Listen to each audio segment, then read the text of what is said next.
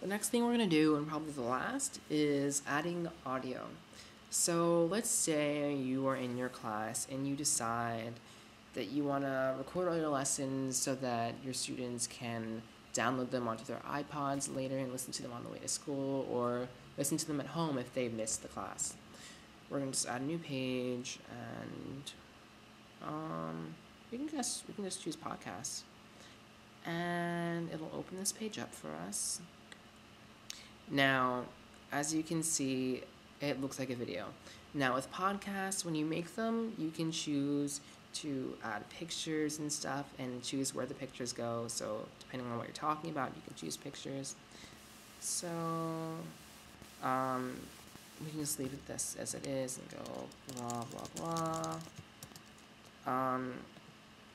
And we can click on our audio pane and go to podcast. So let's say this Apple Keynotes, Apple Special Event. Add this directly in here. So this says that it's a very large media file, which might cause long page download times. So if you are on dial-up, there is no way you're going to be able to see this or hear it because it's going to take forever. So let's say I just want to add, instead of that, I just want to drag a song into it or something. So let's say this is my podcast. What it's going to do is it's going to play this. And it says drag image here. So we can choose an image from our photos, and let's just choose this. We can just drag that directly into there. So now, if it's about penguins and it's a class on penguins or whatever, you can get a picture of a penguin directly from Google. Just drag it in there, and when people click play, that's what they'll see. So it's pretty cool. And if you make your own actual podcast using GarageBand or something like that, or if you download a podcast from iTunes where the pictures actually change, people will see the change in pictures here, which is why this thing is here. Because podcasts essentially is you talking, but also showing pictures at the same time. So that's how you can add podcasts. And as you see, there's this little box up here kind of that looks different from what we've done before. So with podcasts, it's kind of like a blog, which means that if you add more, you'll start to see this podcast here and another podcast under it.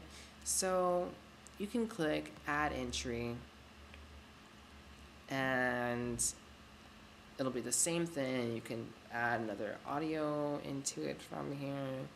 So just drag something in here and then choose another picture. So it's really easy.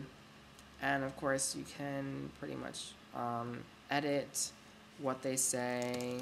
So what the title is. So this could be this, and then this one will bring you to it. You can call it penguins.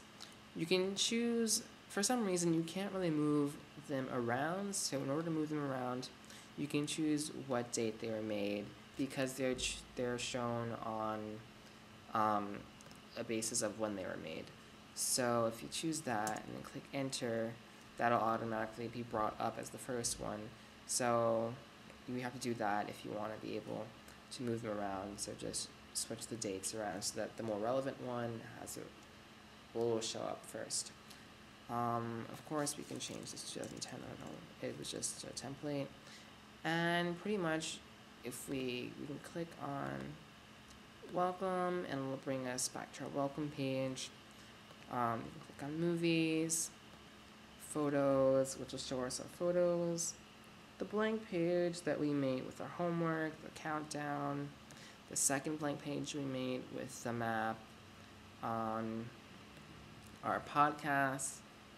So as you can see, there's a drop-down menu right here, which means that you click on entries or archive. So if you click on the podcast page, this is what it's going to look like. So you'll see this is one podcast with information. You can choose what you want to write here, and then people can click on it and listen to it. You can click on your entries to be able to edit them, and archive to edit the archive. So if you want to move things around, reposition them, people can subscribe, have them sent via iTunes, they can search things. So it's really awesome, and it's really easy to make this website. And there's pretty much nothing else to it. Everything is customizable, so you can have fun just playing around with stuff and moving things around. And you can really build a professional website out of scratch if you need to, without using any of the templates or using some of the templates, elements from the templates, to make your own kind of website. And it can pretty much revolve around you because it's your website, so depending on what's appropriate for you, you can change it for yourself. And last but not least, publishing. All you have to do is just click on this button, publish site, and I can't publish it because it'll ruin my dad's website that he has built already. Something about we share the same passwords, so it'll knock off his website. It's a professional website, so I can't publish it, but all you have to do is just click on publish site and it'll publish it for you. And once it's published, you can click this button right here which says visit, and it'll take you to the website.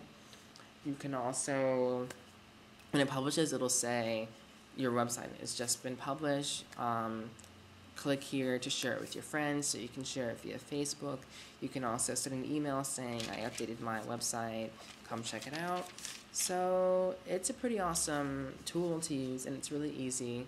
It may seem complicated at first, but it really depends on what you want to do, and it revolves around you. So if you want to change things, you can change things. It's really easy to change colors. It's just really easy. So definitely give it a try.